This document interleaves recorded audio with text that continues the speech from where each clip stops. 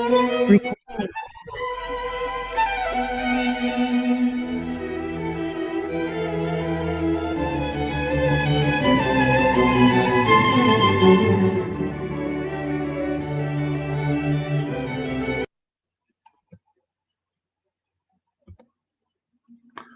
Good afternoon, everybody, and welcome to our special presentation. On screen in front of you are some of the coming events from Black History Walks. This event is brought to you via Black History Walks and the U.C.L. Sarah Parker Remond Centre. The music you're listening to was the music of the Chevalier de St. George. For this session, we're going to take Q&A in the middle and at the end. So we'll use the chat function on your Zoom. And if you have a question, you can actually type the question to the chat function, and we'll answer questions in the middle of the presentation, at the very end of the presentation. This session is being recorded, so if you have a friend who can't get in for some reason, they'll be sent a recording in about 48 hours. This is a bit about the Sarah Parker Remond Centre at U.C.L. As you can see there, they study the impact of racism, scientific, metaphysical, and cultural, and they can be found not far from Gower Street and Good Street area. They have a lot of really interesting podcasts, and this is just a sample of some of the previous episodes they've done. Black History Walks has been organizing walks, talks, and films on London's Black History since 2007, and every single month of the year there's something happening, either a guided history walk, or a talk, or a film. We'll mention more about the walks later on, but this is just a sample of some of the 12 walks you have in different parts of the capital, which take place roughly all year long in different parts of the capital. So for today's session, we're going to hear about British slave owners, tracking the money, and the stories of the enslaved. First, we're going to hear from Professor Matthew Smith, Director at LBS, and then we're going to hear from Rachel Lang as a researcher at LBS, and then you hear from me, Tony Warner, from Black History Walks. And all of this history will be quite interesting, if not fascinating. It'll link into the capital, as well as the Caribbean, as well as Africa. So the next voice you're going to hear is the voice of Professor Matthew Smith. Thank you, Tony. Good evening, everyone. Evening for those of us who are in the UK, afternoon, morning, and other hours of the day for everyone else who's tuning in. It's a pleasure to have you with us. I know we have a very large international audience with us today, and we're very pleased that you're here with us. I want to start by first offering my thanks on behalf of the Centre for the Study of the Legacies of British Slavery to the Sarah Parker Remond Centre for their work in making this event possible, and also especially to Tony Warner and Black History Walks. It's been a pleasure really working with Tony on putting together today's event, and I hope you will find it very interesting as well as informative as all of the events that have been put on by Tony and Black History Walks. So we're very grateful for them for inviting us and for also working so closely with us on making this evening happen. And I thank you, everybody who's tuned in, especially for being here with us. It's a Saturday in most parts of the world, it is, and you have taken the time to be with us to learn some history from us and to also exchange your own stories, your own interests with us. And we don't take that for granted. We're very grateful to have you here with us. I want to start by briefly introducing the work of the Centre. The Centre for the Study of the Legacies of British Slavery has been around for almost a dozen years. It grew out of a project that many people might be familiar with, the Legacies of British Slave Ownership Project, which was very instrumental in exposing, if you will, or really documenting the history of the compensation money that was paid to British slave owners at the end of formal emancipation in 1838. That's been the very foundation of the work we have done. But it's not the only work we have done. We have used that premise to expand on these questions about what was British slavery and what was its impact commercially, as well as morally, as well as socially on the British Empire and the development of modern Britain. The centerpiece of a lot of that work is the database that we have, the LBS database. And I think we will put this in the chat for those of you who are unfamiliar with it, which will give you a link to the database.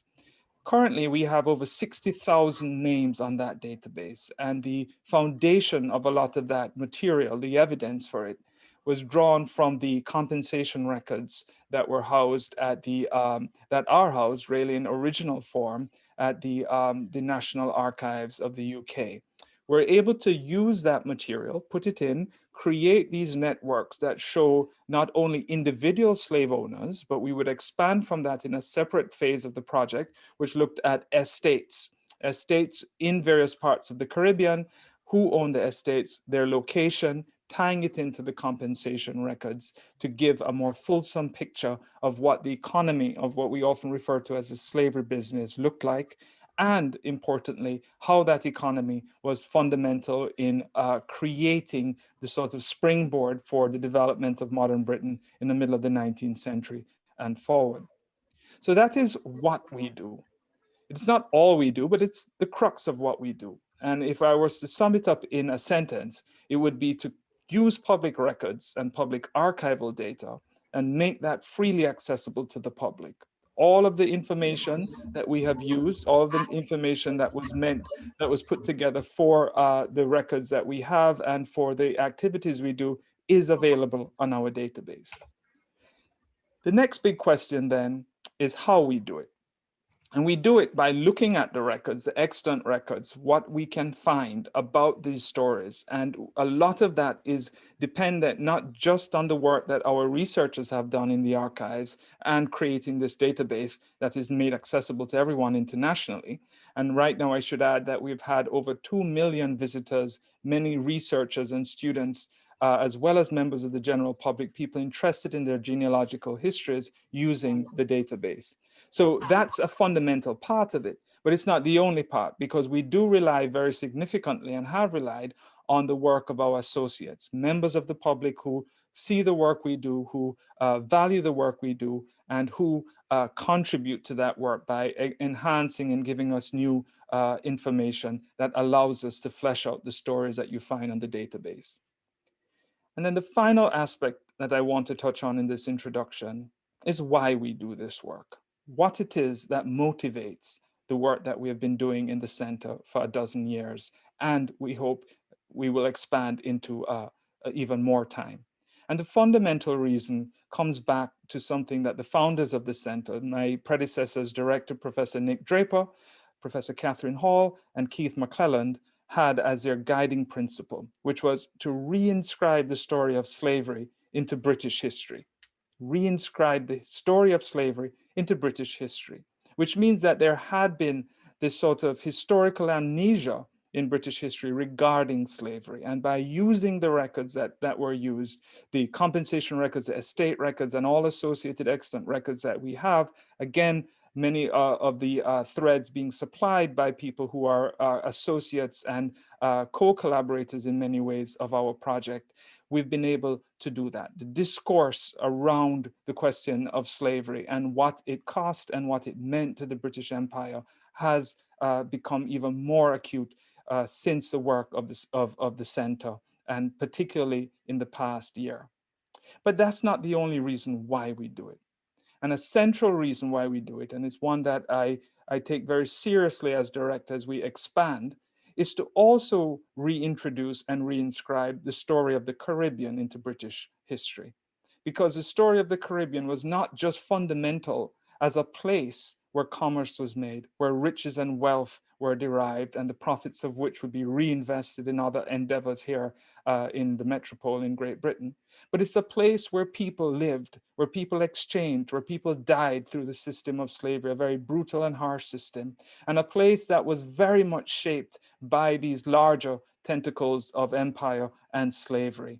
And those questions, those histories that were shaped, which are carried on today by the individuals, the Caribbean people living in Britain today and the Caribbean people living in the Caribbean, is part of British history.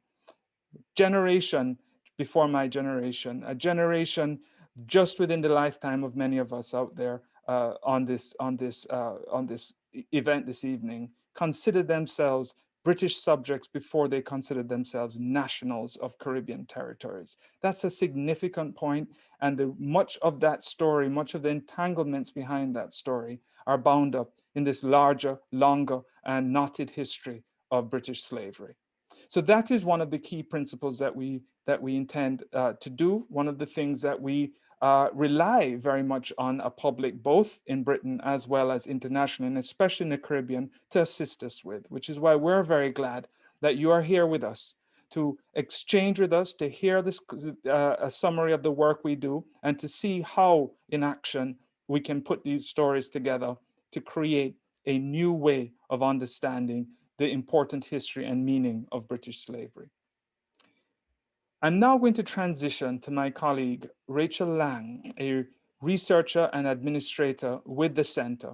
And Rachel is going to demonstrate for us how that material that I've described can be applied in sketching out stories of people who were entangled in this longer history of slavery. She's going to take us through 3 families, and then we'll have some time afterwards to discuss this with you. Rachel? Thanks, Matt. I'm just going to share my screen.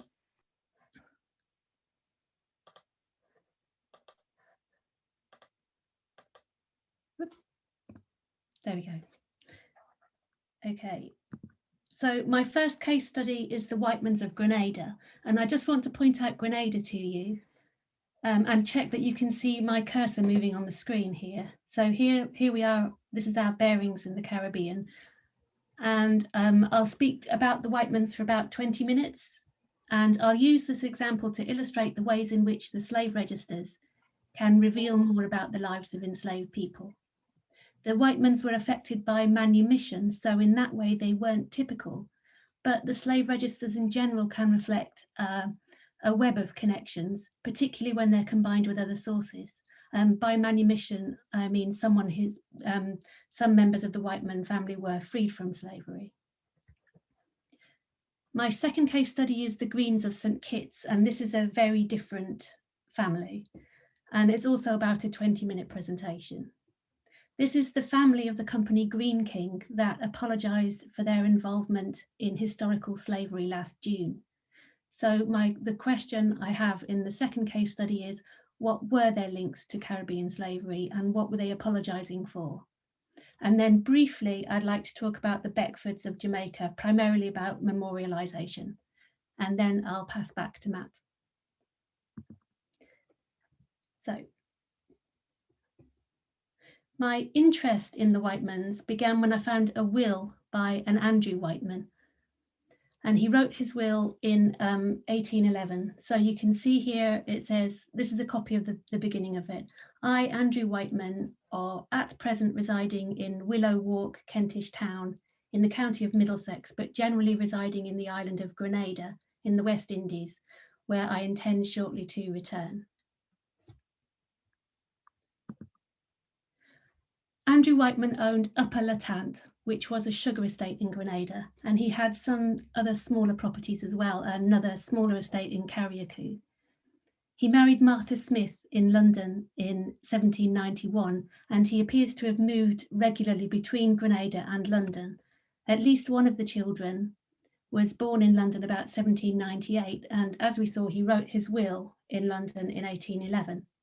Where he described himself as at present residing in Willow Walk, Kentish Town. So I had a look for Willow Walk, and it's since been renamed Fortress Walk, and it's behind the fire station. The fire station is just here, just off the Highgate Road. So you can see it doesn't look now like it would have looked at the time, but just round the corner is an early 19th century terrace, which is probably what the buildings that Andrew Whiteman was living in on Willow Walk would have looked like. But this is an early photograph because now there are big shop fronts covering up the terrace, basically. And here is a map of Grenada from 1780. And this is Upper Latant here in the parish of St. David. And here's a close-up of the parish of St. David and the boundaries of Upper Latanta here.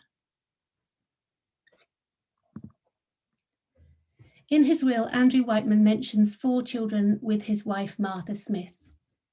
This is quite a complicated family tree because he has 8 children by 4 different women. So I'm going to explain it in a bit more detail. So here is Andrew Whiteman, and here is his wife, Martha Smith. And he had 4 children with her, William, James, John, and Eliza. Also mentioned in the will are 4 natural or illegitimate daughters, Judith and Catherine, whose mother was Rose Magalas. He describes Rose Magalas as a free woman of colour. So I think she's the daughter of Mita Magalas, who is Andrew Whiteman's white business partner. So there's Judith and Catherine. And then he had a 3rd daughter, Clarissa, with Madelinette. Madelinette was an enslaved woman on Upper Latant. So she was owned as an enslaved woman by Andrew Whiteman. So there is Clarissa here. And then he mentions a 4th daughter, Jane Ann. And Jane Ann's mother was Lawrencine, and Lawrencine was also an enslaved woman on Upper Latant. So the main people that I'm going to be talking about, as well as Andrew Whiteman, are his legitimate sons, especially William, the eldest, and also Clarissa, the daughter of an enslaved woman, Madelinette, and also Jane Ann, the daughter of Lawrencine. Clarissa and Jane Ann were born into slavery because their mothers were enslaved, but Andrew Whiteman paid £100 each for the manumission of Clarissa and Jane Ann in 1806 when they were still children. I want to explore the contrasting lives of Whiteman's children, to give examples of how in some cases the slave registers can be used to shed light on the lives of specific enslaved people. So I'm going to very briefly run through the fortunes of the Whiteman sons. Here's the eldest son, William. He inherited Upper Latant. He managed the estate until his death, probably in the early 1850s. I'll have more about what happened to the estate after emancipation later. The second son, James Henry, here he is, was registered as a merchant in Bengal in India in 1818. But his advancement in India was still tied to the family's West India networks. The surety for his bond as a free merchant in Bengal was provided by McKinlop and Palmer of King's Arms Yard in London. They were the London business partners of his father Andrew and brother William in Grenada. James's career was cut short by his early death in Batavia, which is modern-day Jakarta in Indonesia, in the mid-1820s.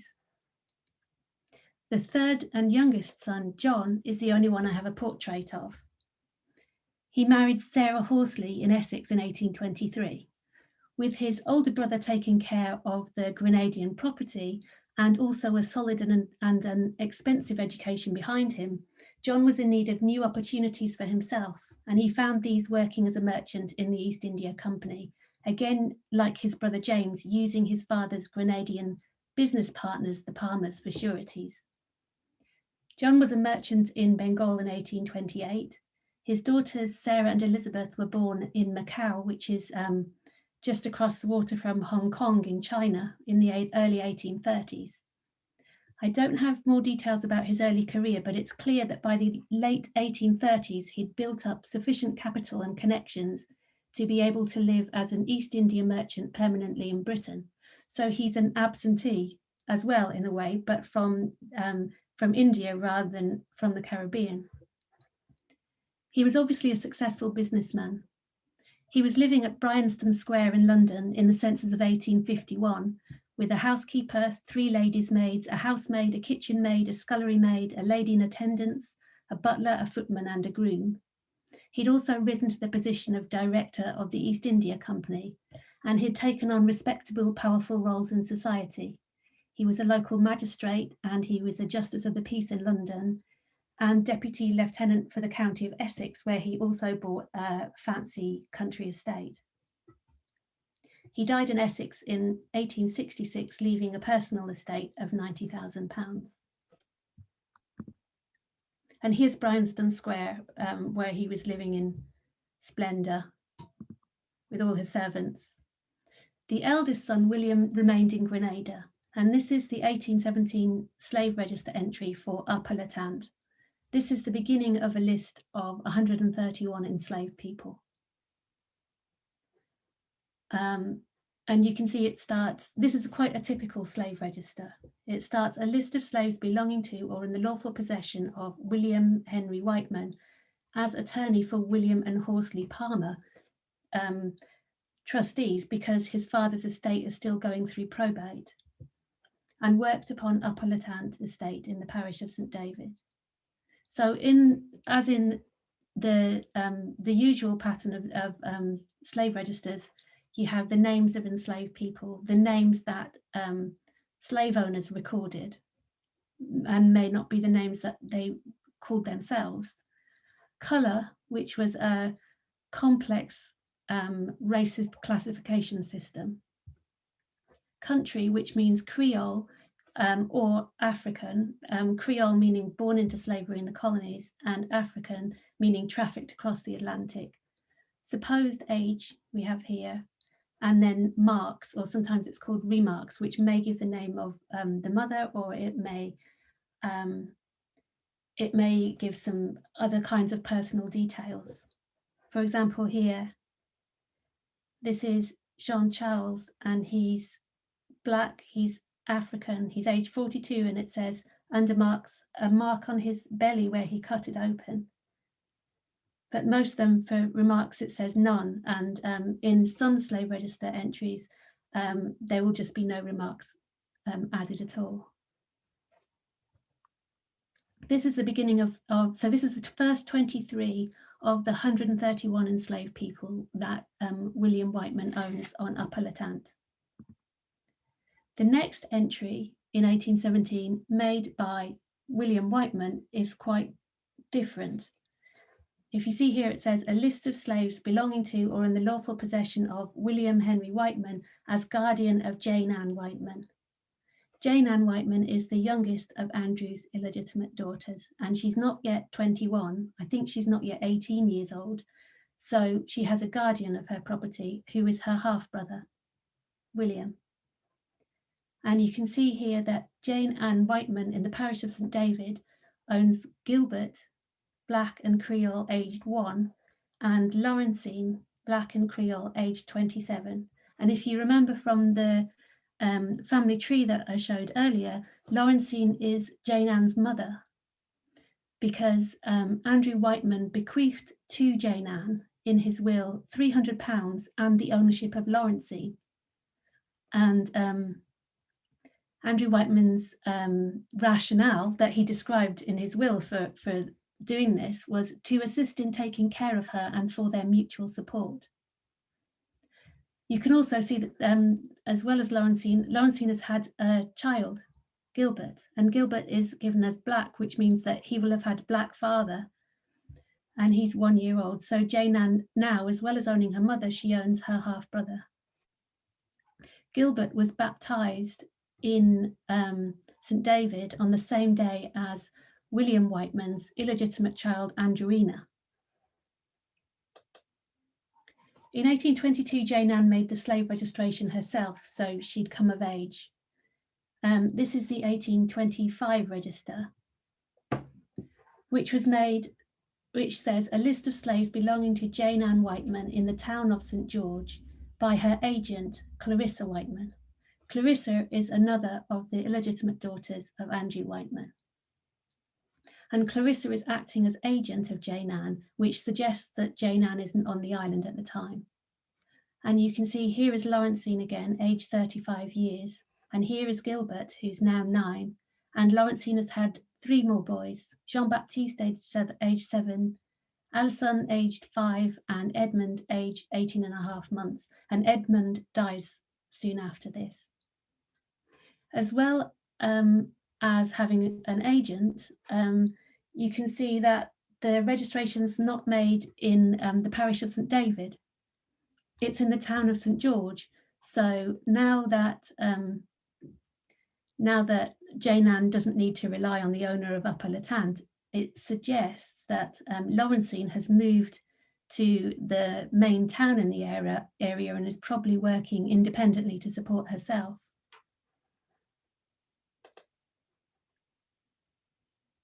I had some difficulties finding early images of St George, but this is a portrait of the harbour with the town of St George here where Lawrencine was living. This is from 1851.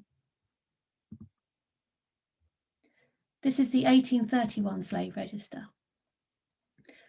You can see that Lawrencine here, aged 41 now, has been manumitted. So she's been freed from slavery by Jane Ann. And Jane Ann has also manumitted the eldest boy, Gilbert. And what's really unusual about this slave registration is that the agent who's registering on behalf of Jane Ann is Lawrencine. So you can see here that Lawrencine is registering her own manumission. And she's signed by Mark here, which means that she can't sign her own name. Lawrencine acts as her daughter's agent again in 1833. So you can see belonging to Jane Ann Whiteman in the possession of Lawrencine Whiteman as her agent. And here are the two youngest boys, because Edmund, who was a baby in the first register that we saw, well, the 1822 register has died. So now Jane Ann just owns her two remaining half-brothers. At some point in the first half of 1834, Lawrencine took on ownership of the two remaining boys for herself. It's not clear if she was gifted the boys by Jane Ann or if she'd saved money and purchased them. But here you can see a list of slaves belonging to Lawrencine Whiteman in the town of St George, 31st of July, 1834, Jean-Baptiste and Alison. And here again is Lawrencine signing by Mark. Lawrencine was awarded £41, 5 shillings and 8 pence compensation for the ownership of her two sons in 1834. The example of Lawrencine and Jane Ann and the ownership of family members illustrate that there are many different ways of being unfree and a hugely varied experience in the conditions under which enslaved people lived. Clarissa, Jane Ann and Lawrencine are not the only examples to be found in the slave registers of people owning family members. In some cases, it's a subversion of slave ownership. It's owning to protect rather than to exploit. And sometimes when you can see people purchasing family members and not manumitting them, it seems to be because it's cheap, because they can't afford to manumit as well. So they can just afford to purchase. It also shows the importance of building networks in ensuring your basic survival. So you're gaining support and connecting with the people that you care about, and you're only as strong as your connections are strong. Lawrencine may be considered to be one of the fortunate ones. Her ownership by Jane Ann presumably enabled her to escape the harsh physical labour endured by most enslaved women on sugar estates. However, she was very young, probably aged about 11 or 12 when Jane Ann was born, and the few surviving records of Andrew Whiteman reveal him to be a particularly controlling man. Not all the enslaved women or girls who caught his attention fared so well. He wrote in his will in 1811, "In consequence of the late base and shameful conduct of my mulatto woman slave named Anne, who I once intended to manumit and make free, I do hereby request and direct that the said woman named Anne, together with her children, may be sold and disposed of for the benefit of my estate."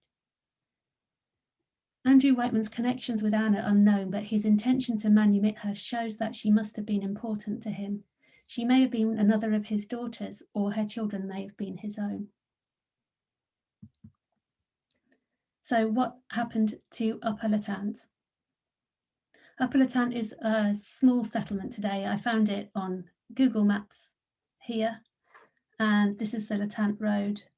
And you can see there's just a small row of houses, which I think pretty sure is Upper Latant. William Henry Whiteman, Andrew's eldest son, wrote his will in Grenada in 1838. There are some signs of financial difficulties for William. He mentions in his will a debt of over £3,000 owed to his mother. William bequeathed Upper Latant to his 4 illegitimate children. Their mother was Elizabeth Taylor, deceased, and Elizabeth is described by William as a free, musty woman. By musty, he means she's 15/16, so 15/16 of European heritage and 1/16 of African heritage. And note that although Elizabeth Taylor's children were favoured, William still didn't marry her. And even in 1838, he felt he needed to describe Elizabeth Taylor in racial terms. William left a further £500 in trust for the 3 children of Antoinette, described by William as a mulatto woman attached and belonging to Upper Latant. He left £400 to another illegitimate daughter, Andrewina. She's the girl who was baptised in St David on the same day as Laurencine's eldest boy, Gilbert. He described Andrewina as the daughter of Charlotte, now deceased, a black woman lately attached and belonging to Upper Latant. It's not clear to what extent William's children were able to profit from their ownership of the estate. This is an advertisement for the sale of Upper Latant, and you can see that the auction is going to take place in Token House Yard at Lothbury in London, and the sale is organised over here, but in the Court of the Commissioners for the Sale of Encumbered Estates in the West Indies. So this suggests that the estate has accrued unsupportable debts. William's fathering of many children with enslaved women on his estate echoes the behaviour of his father, Andrew.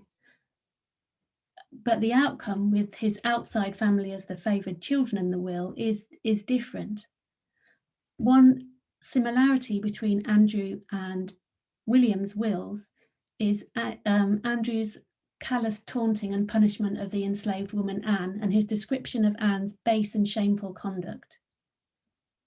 William wrote his will in 1838, William did, but 6 years later he wrote a codicil, an amendment to his will, and in that he wrote, "And whereas the conduct of my daughter Andrewina, commonly called Annie, towards me has of late been so very shameful, overbearing, and disgraceful, beastly, and disgusting, I do hereby utterly revoke, disallow, and disannul all bequests and legacies made by me in the said will to the said Andrewina." I haven't traced Andrewina, but I think I may have found Anne. In 1820, in the slave registers, William Whiteman manumits an enslaved woman on Upper Latant called Anne, and she's the only, and she's listed as mulatto, which is the way that Andrew Whiteman described her in his will as well. She's the only person in the slave register for Upper Latant, only woman who's described as mulatto, and with her name Anne as well. It's not conclusive proof, but it does suggest that maybe Andrew Whiteman's wishes for Anne may not have been carried out. Some points to note about the Whitemans. The free and unfree divide was not necessarily a simple one, and it's easy to think about slave-owning families on the one hand and enslaved families on the other, but there was not always such a simple separation. And issues of slavery and freedom and even love can hinge in slave society on the social intricacies of race. With James and John Whiteman, they're the 2 younger sons.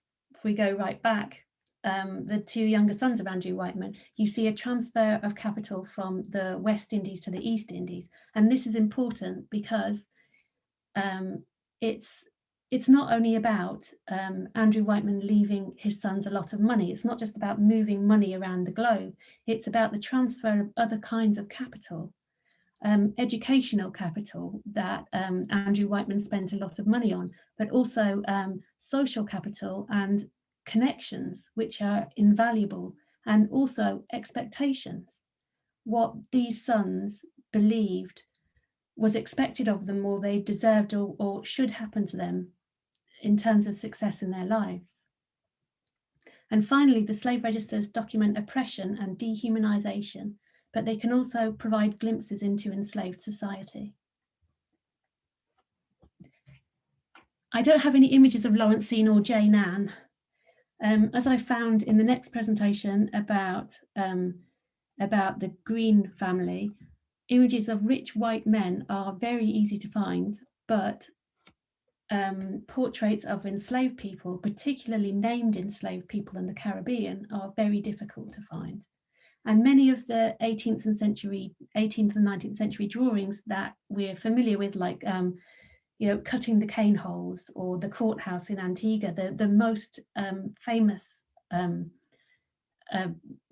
drawings from the 1830s, these drawings are romanticized. They're drawn by artists looking to sell paintings to rich white men. And therefore, particularly, I want to draw your attention to a wonderful archive that's held it's held by the National Library of Congress in Washington, DC, and part of the archive is available online. It's William Berryman's sketchbook. And these are drawings from Jamaica. So William Berryman was an English artist who lived in Jamaica between 1808 and 1815. Berryman intended to use his drawings as the basis for a series of lithographs, but he died before completing the project. So the drawings that survive are his sketches of real people and not the finished articles that he'd intended to sell to a white audience. You can see in this picture, these women are Mr. Bryan's washerwomen on Dry River Estate in Jamaica. As well as landscapes, Berryman drew enslaved people going about everyday tasks. The subjects of his drawings are generally preoccupied and they're facing away from him, but they have an immediacy that is unusual in portraits of enslaved people in the Caribbean at this time. 86 of Berryman's 300 sketches are available on the National Library and in the Library of Congress website. And if you Google, this lady is beating cassava. If you Google William Berryman, Library of Congress, that will take you to the collection. So this is my case study and a set of different stories to the Whitemans. This is the Greens of St. Kitts. Last summer, in the wake of Black Lives Matter protests, a number of British firms faced a public reckoning over their connections to Caribbean slavery. Perhaps the two most reported in the media were Lloyd's and Greene King. One of Greene King's publicised attempts at reparations has been a partnership and investment in the International Slavery Museum in Liverpool.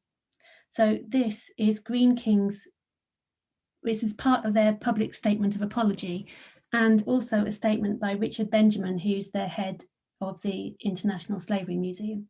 So the chief executive of Greene King says, it is inexcusable that one of our founders profited from slavery, and while that was nearly 200 years ago, we can't pretend it didn't happen. We want to educate and work with the International Slavery Museum to learn more about the past and better inform our choices for the future. And here is a statement from Richard Benjamin, the head of the International Slavery Museum. So he says, reparative justice must acknowledge past abuses and respond to their continuing legacies. We hope that more institutions and businesses in the UK with the same historical links to slavery can be equally as transparent about their origins. So what is Greene King? Greene King is Britain's largest pub owner and brewer. They run over 3,100 pubs, restaurants and hotels. Their net income in 2018, so that's before lockdown, was £162.5 million in that year. It's likely that most of us have contributed to their profits. I definitely have. And their history is relevant to all of us. So what were their slavery connections and what exactly were they apologising for? This is Benjamin Greene, the founder of the dynasty. He was born in 1780. He was the 13th and youngest child of Benjamin Greene, who was a draper. He didn't join the family firm. Instead, he was apprenticed to a brewer in London in his teens. By his early 20s, he was ready to set up in business for himself. He formed a partnership with William Buck at Westgate Brewery in Bury St Edmunds in Suffolk in 1806. Bury St Edmunds is still the headquarters of the Greene King business. And here is the Westgate Brewery on Crown Street in Bury St Edmunds in 1839. Greene's neighbour in Crown Street was Sir Patrick Blake, who was the owner of estates in St Kitts and Montserrat. Blake's wife was also a West Indian heiress. The Blakes faced financial difficulties and piling debts. As a result, they rented out their country pile and they moved into town, and therefore they became neighbours of the Greenes. The Blakes had no children of their own, in contrast to the large Greene family who became their close friends. The Blakes were known for their generosity, but also for their lack of financial acumen. Under Blake's marriage settlement of 1792, his wife was due an annuity of £1,500 a year secured on the West India estates. So when Blake died, his wife was due a huge amount of money every year secured on estates that were already in financial trouble. Greene became a trustee of the marriage settlement in 1817, and he took over the absentee management of the St Kitts estates. Blake died in 1818, and when his wife died 5 years later, she left Greene a half share in her own St Kitts and Montserrat property. So Benjamin Greene became a West India proprietor, partly through luck, chance and friendship, but also because of his business savvy. He had a willingness to take on financial management responsibilities on behalf of his friends, and also a willingness to capitalize on these connections for himself. The slave registers for St Kitts show that Benjamin Greene took ownership of 165 enslaved people on Phillips or Phipps estate in St Kitts on the 6th of December 1825. Lady Blake's maiden name was Phipps. Greene never visited the Caribbean. Accounts for his management of the estate have not survived. It's difficult to know how real his human property seemed to him. Here is the first page of the slave register for Phipps estate in 1828. So here, for example, we have Archer, male, black, age 26, and the country, rather than Africa, it says Mandingo of Africa. So he's from Ivory Coast or Southern Mali sort of area. And under usual employment, which is cut off a bit here, it says field holing. So he's digging holes in the fields for the sugar cane. So here are the first 11 of the 165 people that he owns. And here is the second to last page from the slave registers. And you can see this is Judy Warner, female, black, aged 4, Creole of St Kitts. And under her employment, it says, this is cut off on the slide, but it says infant does nothing. So anyone aged 6 or under, or maybe 7 or under, is described as infant does nothing. And over that age, the children are working full-time in the fields. One thing that's clear about Benjamin Greene is that he held, even for the time he held, trenchant views on slavery. In June 1828, he bought the local newspaper, the Bury and Suffolk Herald in Suffolk, where his brewery was. The tone was high Tory, anti-reform, anti-Catholic emancipation, and it also coincided in the late 1820s with the growth of local abolitionist movements in Britain and the Caribbean. Greene laid into the growing anti-slavery movement with his teeth, beginning with a series of letters to the newspaper in early February 1828. His decision to buy the newspaper 5 months later may have been related to the obvious enjoyment he gained from presenting pro-slavery arguments. On March the 17th, he wrote that the persons of the Negroes are protected by the most equitable laws, and moreover, without fear of confutation, that they are better clothed, better housed, and better fed than the English agricultural labourer. In 1830, Benjamin Greene published a pamphlet entitled British Colonial Slavery Compared with That of Pagan Antiquity. You can find it on Google Books. In his pamphlet, he argued that slavery was a much harsher regime in the time of Jesus Christ, but that neither Jesus nor his disciples had preached in favour of its abolition. So Benjamin Green left Bury for London in 1836. He also left behind a number of nasty libel cases relating to his ownership of the newspaper.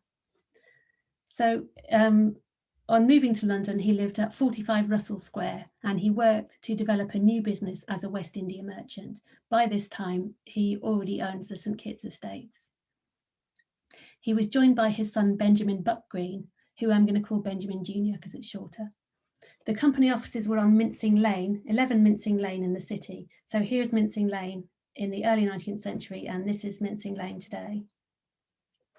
The new West India Merchant Company were importing sugar from the Caribbean and across, and from South America and from Mauritius as well.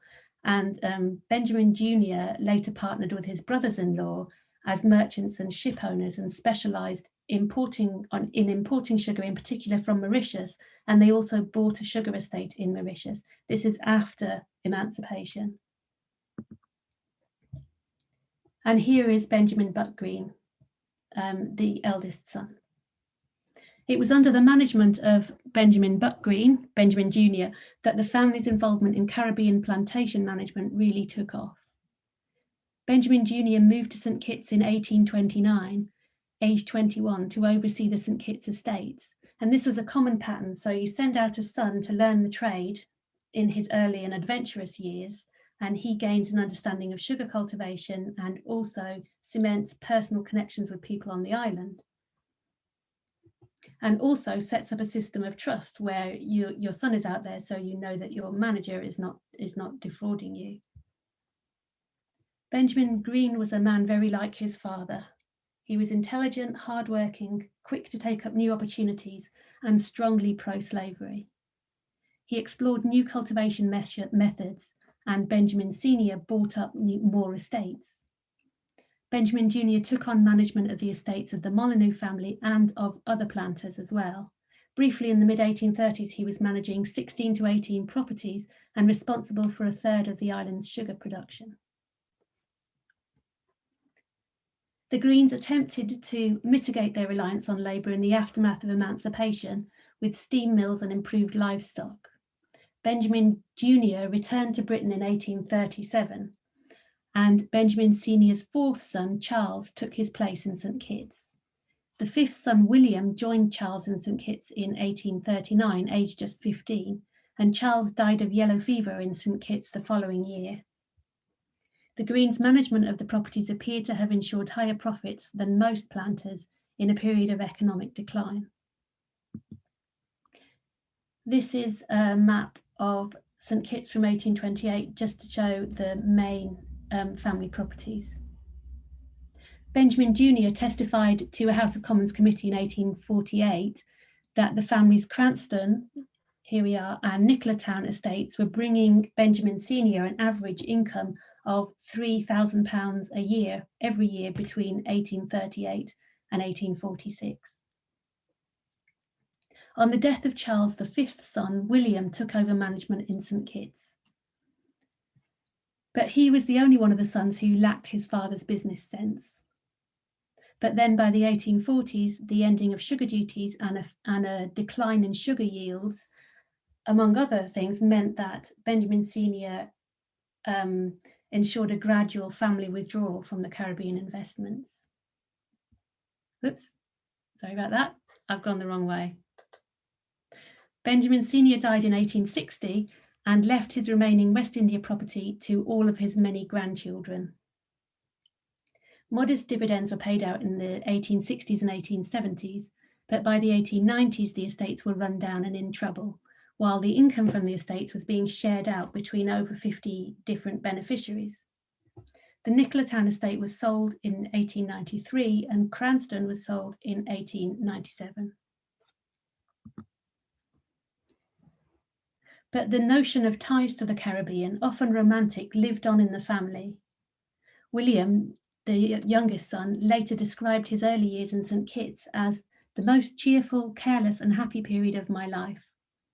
In 1881, he returned to St Kitts and he died there soon after. William's grandson was Graham Greene, one of the greatest English novelists of the 20th century. Graham Greene wrote 2 novels set in the Caribbean, The Comedians and Our Man in Havana. Greene's autobiography, A Sort of Life, relates a family legend about Charles Greene, his great uncle. So Charles Greene moved to St. Kitts in 1837, and he died there at the age of 19 in 1840.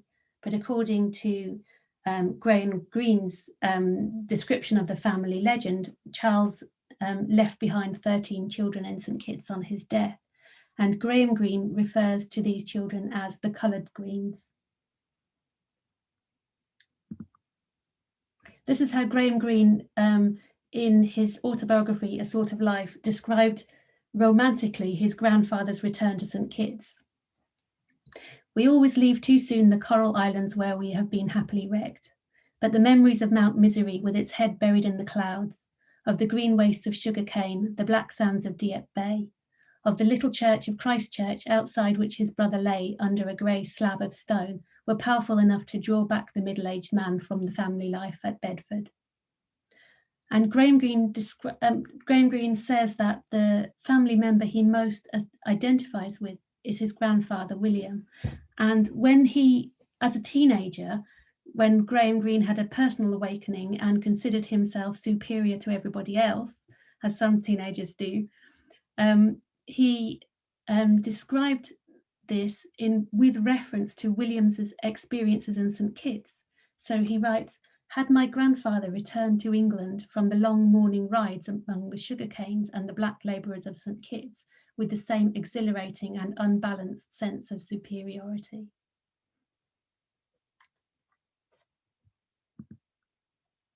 So where is the brewery in all of this? Where's Greene King? You might assume that the brewery was using slave-grown sugar, distilling spirits, and closely connected to the Greene's Caribbean investments, but this was not the case at all. Benjamin Greene's third son, Edward Greene, and this is him, joined the family brewing business in 1820 at the age of 15. By 1834, he was managing the property, and in 1836, his father sold the whole business to him with a loan that Edward in time paid off. According to the Oxford Dictionary of National Biography, Edward completely transformed the brewing business, between 1840 and 1870. He organised a system of agents and travellers to arrange contracts with public houses. He moved production from the traditional heavy ales to the pale ales. This is the Westgate Brewery in the 1880s. You can contrast this with the 1839 image that we saw earlier. By the 1870s, the Westgate Brewery was producing over 40,000 barrels a year. Edward merged the business with that of his neighbour Frederick William King in 1887, becoming Greene King. The new company increasingly bought and leased pubs to sell their beer on their own account. They oversaw 200 pubs in 1887 and 460 in 1919. The rise of the brewery and the rise of the brewery in the later 19th century contrasts with the demise of the West India estates. So what were the similarities in the development of the West India investments and the development of the brewery? There's a difficult to quantify possible cross-pollination between the profits gained by Benjamin Sr. in the Caribbean and the development of the brewing business in Suffolk, but it was the Greenes' later highly profitable role as shipping agents in the Mauritius sugar trade that really set this branch of the family, that really set up the fortunes of this branch of the family as yields and profits in the Caribbean were declining. The West India merchant business was clearly connected to Benjamin Jr.'s early lessons in sugar production and trade in the Caribbean. Another common theme among the different branches of the family is their increased social standing and political power as their financial fortunes were raised. Edward Greene became an MP and Benjamin Jr. became Governor of the Bank of England. Both sides of the family invested in country houses and cemented their positions in the British ruling class. The non-brewing, here we got This is Edward Green's country house, and this is Benjamin Jr.'s country house, which has now been knocked down. The non-brewing Greens were part of the fabric of London society. Benjamin Sr. lived at 45 Russell Square. Benjamin Jr. lived at 52 Woburn Place, both in Bloomsbury, just around the corner from U.C.L. So here is Russell Square around 1830. This is the unveiling of the statue of the Duke of Bedford in 1830. And this is Woburn Place today. Later members of the family were able to combine obvious talents with their accumulated social and educational capital. Sir William Graham Greene was a government minister in the 1910s. Sir Hugh Carlton Greene was a celebrated journalist and broadcaster, with the novelist Graham Greene as well, who we've already talked about. So points to note about the Greens. The connection between the development of Greene King as a business and the forced labour of enslaved people in the Caribbean is not a straightforward one. It can be difficult to separate slave-derived wealth from other sources. And again, as with the Whiteman sons, this isn't just about wealth as in the shifting of large pots of money. It's also about softer forms of capital, connections, expectations, education that can then be redeployed in other parts of the empire. The Greene family provide an example of the rapid rise of a hard-nosed, entrepreneurial, even ruthless family in times of industrial and commercial change. And their political opinions are bound up with their economic activities. And with the structure of these opportunities, the structure of these opportunities, family networks of trust and mutuality were of crucial importance. And finally, the fortunes and the networks of these powerful families persist. The end of slavery is not the end of the legacies for these families. Right, finally, I want to talk very briefly, well, for about 5 minutes about the Beckfords and about memorialisation in particular, and then I'll pass back to Matthew Smith. The basic story of the Beckfords is well known. Peter Beckford travelled to Jamaica in 1661 in his late teens. Here he is, Peter. Not long after the British had first invaded the island. So this is 1661, 120 years before the birth of Benjamin Greene Sr. Peter's early years in Jamaica are obscure, but he acquired a huge fortune and was a key figure in the early development of sugar cultivation on the island. 9 years after arriving in Jamaica, he owned over 2,000 acres in Clarendon, and 5 years after that, he was elected to the Jamaican House of Assembly. He died suddenly in a fracas in Government House in Spanish Town. But by the time of his death in 1710, he owned over 1,200 enslaved people and had £1.5 million reportedly in bank stock. He'd begun what the ODMB describes as the greatest sugar fortune in the West Indies. His eldest son also, I've skipped again, wait. There we are. His eldest son here, also named Peter, was a prominent member of the House of Assembly, and he also shared his father's temper and volatility. At the time of his death in 1735, he owned 9 estates and 1,669 enslaved people. The eldest, the best known son of Peter Jr. was Alderman William Beckford. William entered Balliol College in Oxford and he studied medicine in Leiden and Paris, and then he returned to Jamaica on the death of his father. And he took an active role in Jamaican politics. Also, the death of William's eldest brother meant that William became the main heir of his father's estates, but still William returned to London in 1744. In Britain, William bought the Fonthill estate in Wiltshire. He also had a townhouse in London at 22 Soho Square, and he collected art and books and racehorses. His library had over 1,500 volumes in it. And why he's best known is, well, for all kinds of reasons, but he became an MP in 1747 and he remained an MP for the rest of his life. He was an alderman in London in 1752 and Sheriff of London in 1755. He was Lord Mayor of London twice in the 1760s. And after his death in 1770, a statue was commissioned in his memory to be placed in the Guildhall in London. It was still there early this year. And here's the statue of him in the Guildhall. Earlier this year, the City of London Corporation voted to remove the statue of Beckford, calling it a stain on our history. A government spokesman responded with this comment. This is the comment of the government spokesman. Any removal should require planning permission and local people given the chance to be properly consulted. That's why we are changing the law to protect historic monuments to ensure we don't repeat the errors of previous generations. So this is the last development I can find in it. So I'm guessing it's still to be resolved. William Beckford has been described as the uncrowned King of Jamaica and also the first Prime Minister of the London Empire. It's difficult to overstate the level of wealth created by the Beckfords in the 17th and 18th centuries. William died when his only son, William Thomas, here's William Thomas, was just 10 years old. There's a lot that you can say about William Thomas, but I'm just going to be very brief. William Thomas celebrated turning the 21 in 1781 with a party at Fonthill costing £40,000.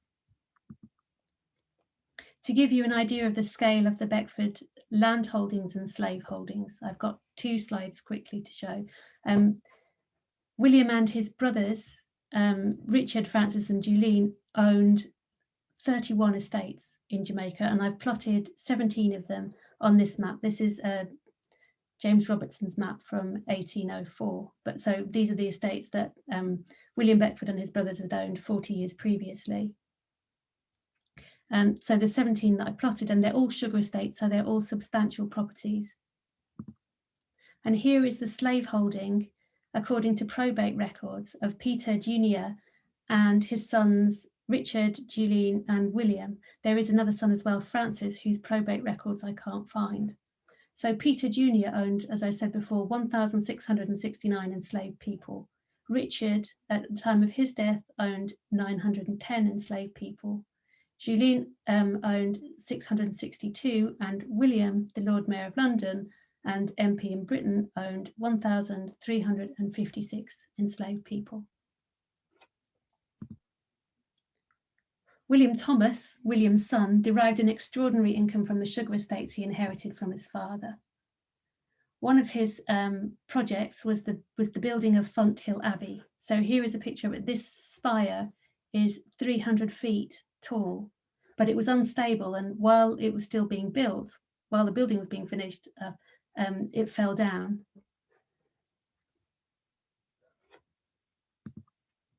By the 1820s, William Thomas's income was in freefall while his debts on Fonthill were spiralling. He died in Bath, the place Bath, not the Bath, in 1844, leaving a personal estate of £80,000. So this is greatly reduced wealth now, even though it's still a very large sum, but his annual income was higher than that every year when he first inherited the estates.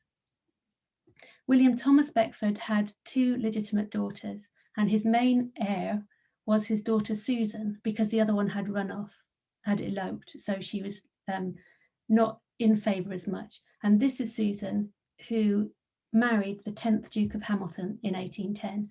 Therefore, the remaining fortune of this line of the Jamaican Beckfords passed into the aristocracy.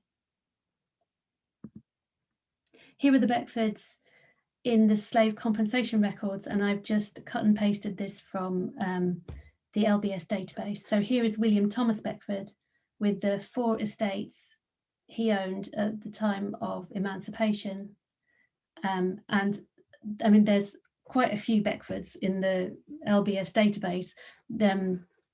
This family, the Love Beckfords and William, are the children of Francis, another one of the sons of Peter Jr.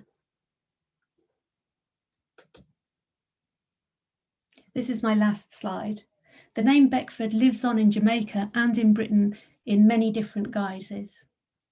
In July 2020, Beckford Primary School in Hampstead was the subject of a campaign from parents, pupils and other protesters. It had apparently been named after the Beckford family in the 1920s, so this is an early 20th century commemoration of an 18th and 19th century slave-owning family. From this September, it will be renamed West Hampstead Primary. The celebrated novelist and educator Beryl Gilroy was the deputy head and then the head teacher of the school from 1968. She was the first Black head teacher in London. And now I'm going to pass over to Matt. Thank you, Rachel. I'm going to highlight one of the important elements to think about when we look at the legacies of slavery in the Caribbean. And that is the way in which many of the sorts of remnants of slavery are carried through consciously and unconsciously in the landscape and in the people. I'd be looking at a family known as the Beckfords, but these are Black Beckfords. These are not Beckfords who are white, who were part of the British aristocracy and politics. In fact, the connections between the Beckfords that I will highlight here are with the Beckfords that Rachel just went over are not clear. We don't know, and in fact, it's probably doubtful that there are ties to them directly. However, the name is important.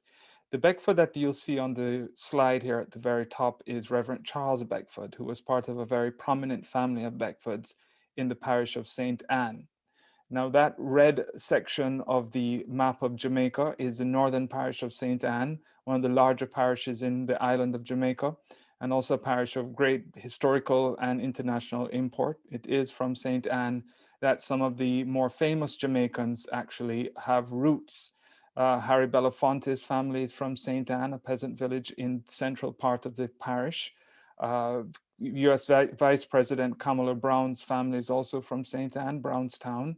Marcus Garvey, perhaps the most famous Jamaican of the last century, at least in terms of the large-scale impact he's had on Black developments and Black national and Black power movements, was also from St. Anne. The Garvey family was from St. Anne's Bay. And last, but by far no means least, was Robert Nesta Marley, Bob Marley, whose family, the Malcolms, came from St. Anne as well in the area known as Rodenhall, or more popularly 9 Mile.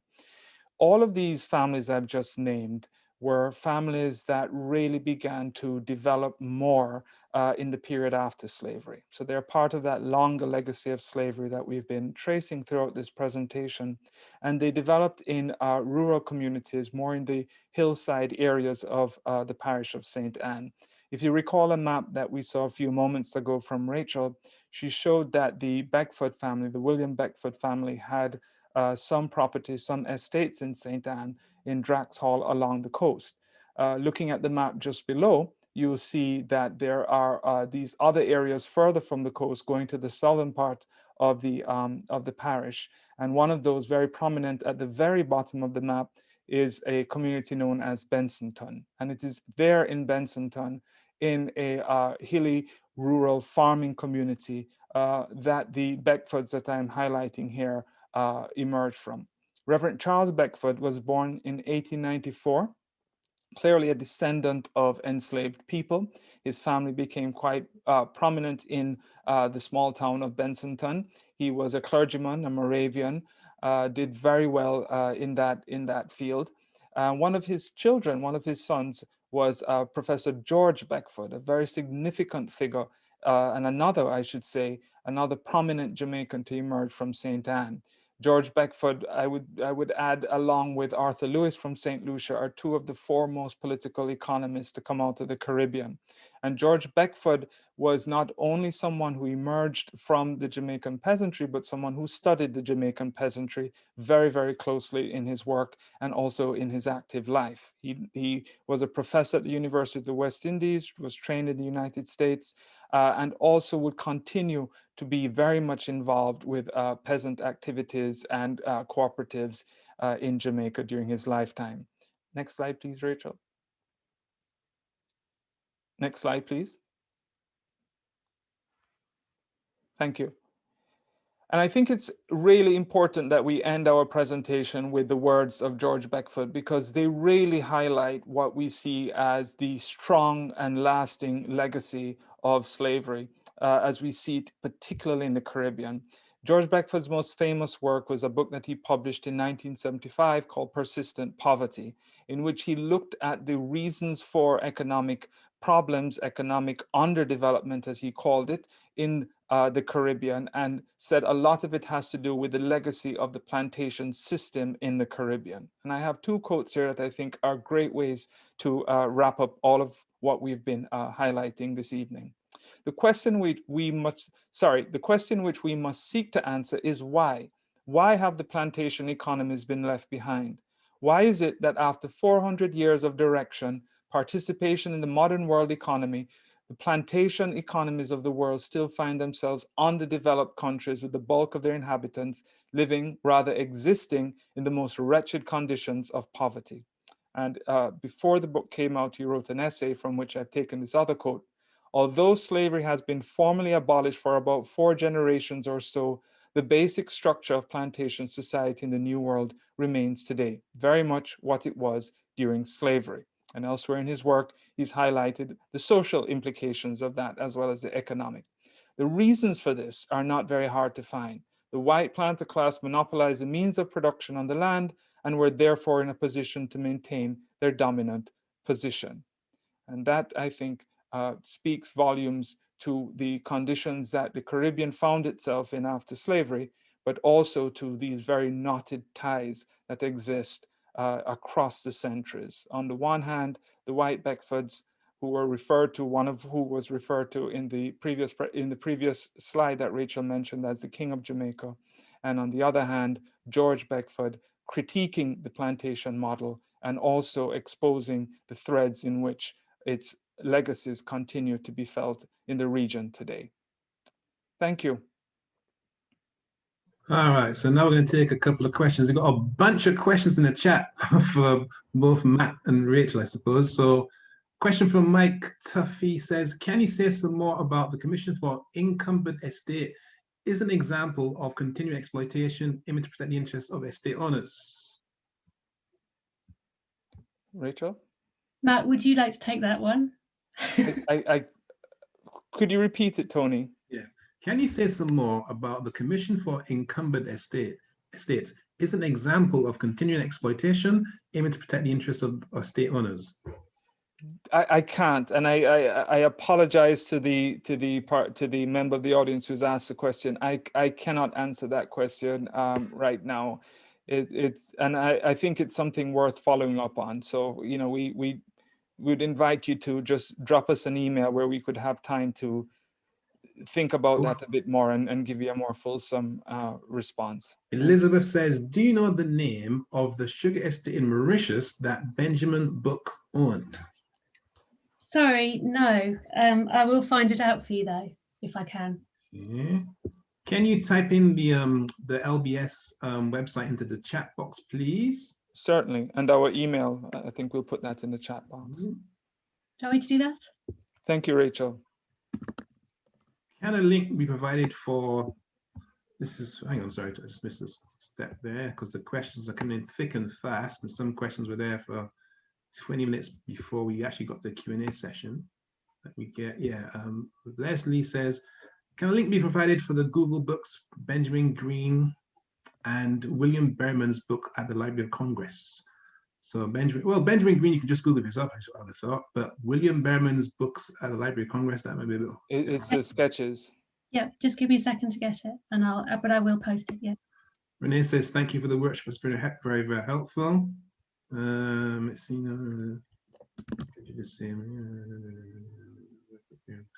The brother of Graham Green's father was Edward Green.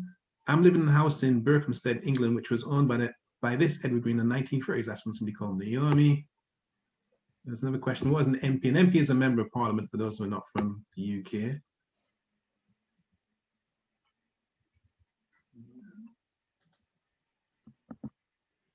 Yes, it is being recorded. So this session is being recorded. We sent to people who are registered.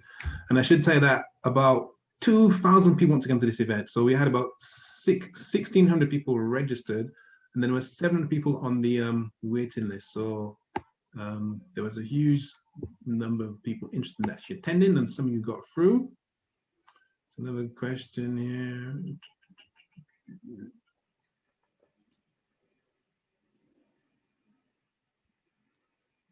Any surviving Beckfords? That's from Louisa. Are there any surviving Beckfords? Well, not named Beckford through the line that I spoke about through Peter Senior, Peter Junior. The money went into the remaining fortune went into the Dukes of Hamilton. Okay. Question from Leslie. What is the connection of the Beckfords to the Draxes? I noticed one of the estates you just showed was captioned Drax Hall. Any connection to the current MP Drax? Yes. Richard Drax. I think he's a descendant, yes. And he did own, I think he owned, he inherited in the last few years an estate in Jamaica, I think, from his family. He's had some words to say about his connections, that you can find them online. All right, question from Jerry, and he says to you, Rachel, what was the cost of manumission? It varied hugely in different places and at different times. So when manumission was seen as a threat, the cost was higher, was £100 or even £200 or up to £300 at different times. It was also the case that there were concerns about the growth, the expansion of the free population of colour, which, and in Barbados, for example, to try to limit this, it cost twice as much money to manumit a woman as it did to manumit a man, because they're trying to control and contain the free population of colour. So, but in the run up to emancipation, the fees for manumission were reduced or even abolished in some places. There was an alternative as well, which was to manumit people in Britain, which was cheaper. You just needed to pay for a legal deed. So that was done to some extent. There were ways around the costs of manumission, but for most of the period, it was high. In the way that the cost of purchasing an enslaved person was high, that you add to that really significantly with manumission.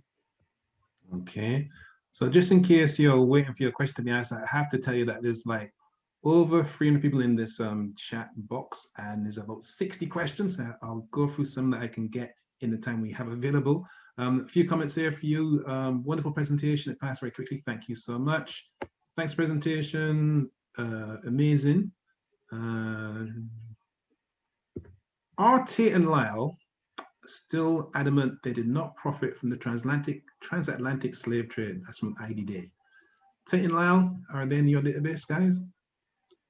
Well, I think Tate and Lyle's rationale behind saying that they didn't is that I think the business was started in the 1860s or thereabouts.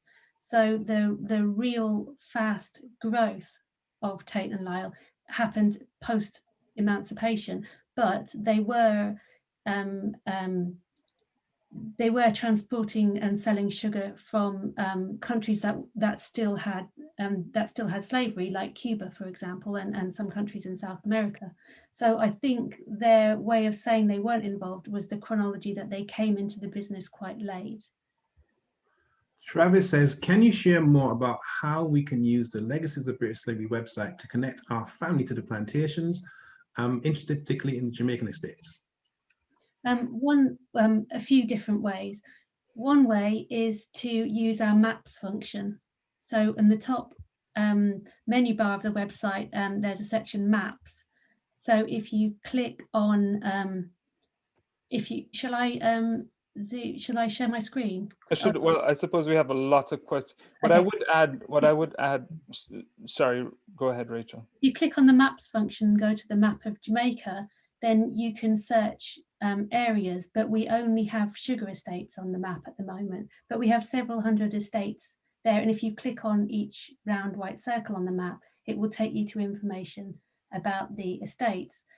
in that information about the estates, you'll find an indexed set of slave registers. So you'll only find the index, you won't find the full entry of the slave registers. You'll find the page number to go to. And at the moment, you can only find the slave registers on Ancestry. So that's the way to do it, quite a complicated way around it. We are also in the process of putting together these video guides, which should sort of walk users through how to use the database to find people, places, those sorts of things. So stay tuned, keep checking on the website. You can subscribe to our newsletter as well. If you want to email us, then in our newsletter, it goes out about every 6 weeks. We have, we list latest events and also any updates on the database. Right. Yeah, just to remind people that if you're making comments, please be respectful. Please be respectful, otherwise you'll be kicked out of the chat box. Someone says, excellent presentation. Robert Beckford is also the author of Small Garden Bitter Weed, an economic analysis of Jamaica. That's George Beckford, not Robert. Yes, correct. George Beckford. Yeah, he co-wrote that with Michael Witter. Ah, Michael Witter, he's a professor, I think, isn't he? Retired now, but yes, also a political economist from Jamaica. So we've got time for a few more questions because there's about 80 questions in the chat. I should also just say quickly, Tony, that we'll also do our best after this to answer what we can in the chat. So. Oh, I see. Okay, Yeah. Cool. Well, let me just take a couple more. Someone says, Mr. Campion or Miss Campion says, Drax currently has a working sugar plantation in Barbados. Indeed, I believe that's quite true. Yeah.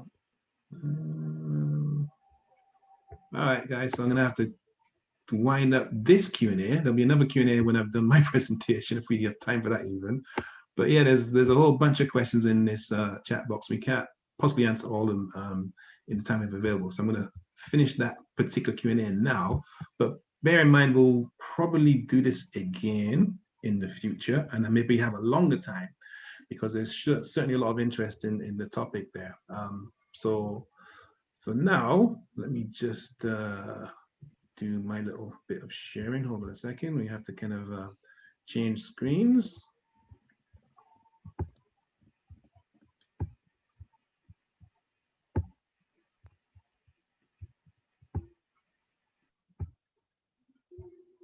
All right, Rachel, can you see my screen? Is it up there now?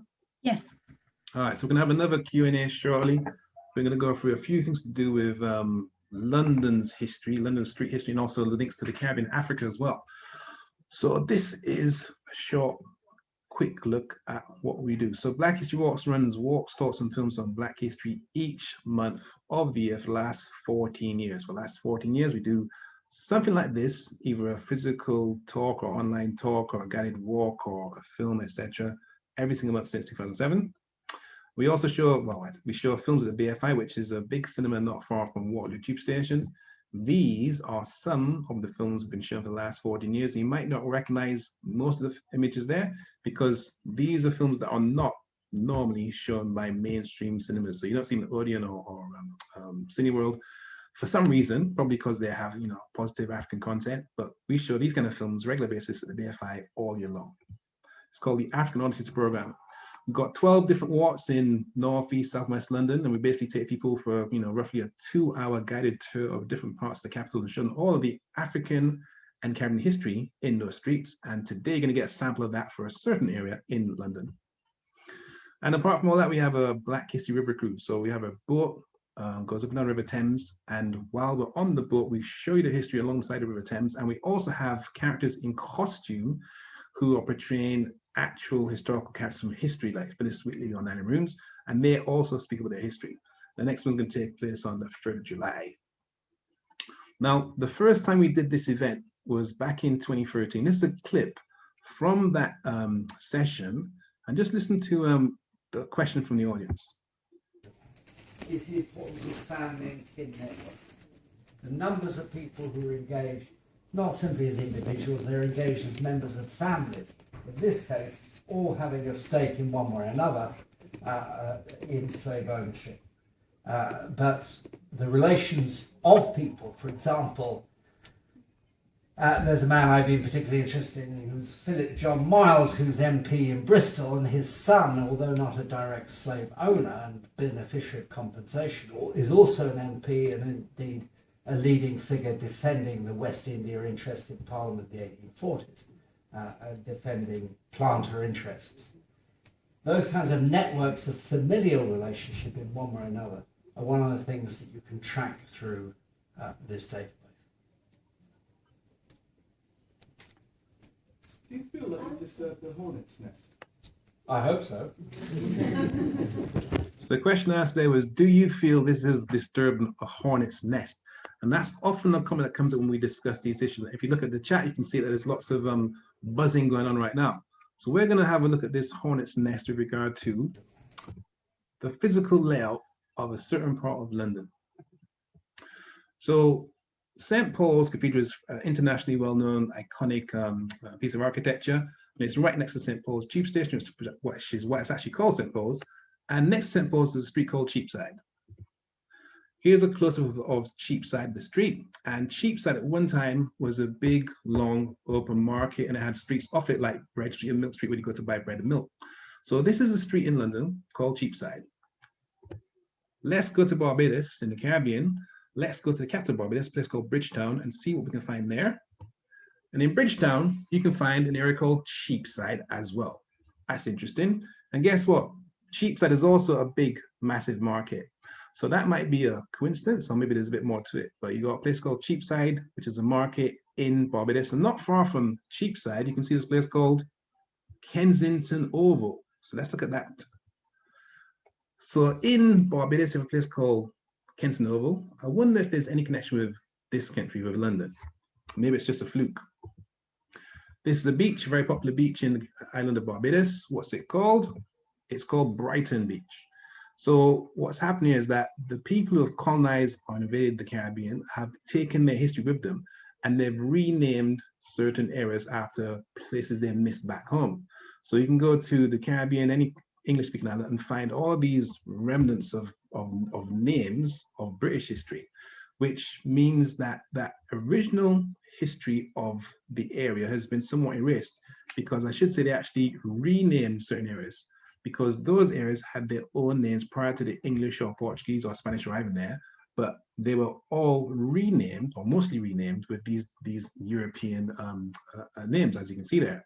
And that renaming links into colonization. So there's one part of colonization is a colonization of the actual land. The other part is a colonization of the memory. And what we do is we try and uncolonize or decolonize that memory to give people back the history that was there prior to European empires. To give you a comparison, or give you a comparison for this particular beach, this is Brighton Beach, and as you can see, they have some nice big rocks to lie on, and that's the beach you could find here in Brighton, which then gives the name to Brighton Beach in the Caribbean, or Barbados actually in this case. From Barbados, let's go to Jamaica. So look at Jamaica and see what we can find there. In Jamaica, you can find areas called Cornwall, Middlesex, and Surrey. There's even a Manchester there as well. So if you're from this country, you know there's areas in this country called Cornwall, Middlesex, and Surrey. And again, it links to the whole idea of colonization, in that even the names of a certain area can be replaced and erase the actual original history, the African history, Caribbean history, or indeed the indigenous history there. So part of reclaiming this history is to find out what things were called before they were called the present colonization name. So between St. Paul's, which is over here, and Bank, which is down there, that's the road called Cheapside, which you'd walk down to get to the Bank. Now, Bank Tube Station is called Bank because it's next to the Bank of England. So now we're going to look at the Bank of England, see if there's any Black history in the Bank of England. This is an interview with Mr. Keyworth, who was the curator of the Bank of England Museum, and he's going to talk about the African history, Black history in the Bank of England. He did this about 10 years ago.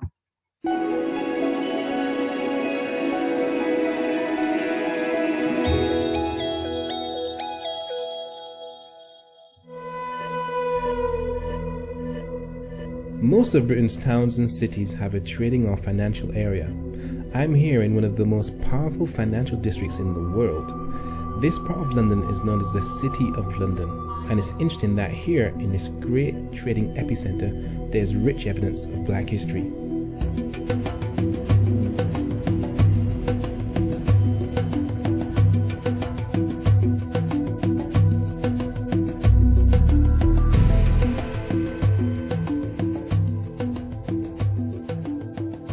I'm in the Bank of England, one of the most important banks in Britain. This bank was set up in 1694. Before that time, money was controlled by the goldsmiths. They'd make items from gold, they'd even lend money to the king. But where was all this gold coming from? I'm holding a real solid gold bar. It's incredibly heavy. Some of Britain's earliest trading power came from a wealth of gold extracted from Africa. In 1325, Timbuktu in Mali was one of the biggest centers of trade in the world. The markets there brought in merchants from Nigeria, Egypt, Venice and Genoa, where they traded manufactured goods for gold. Timbuktu was ruled by the generous African king of Mali, Mansa Musa. He was richer than all the kings of Europe and was probably the richest man in the world at the time.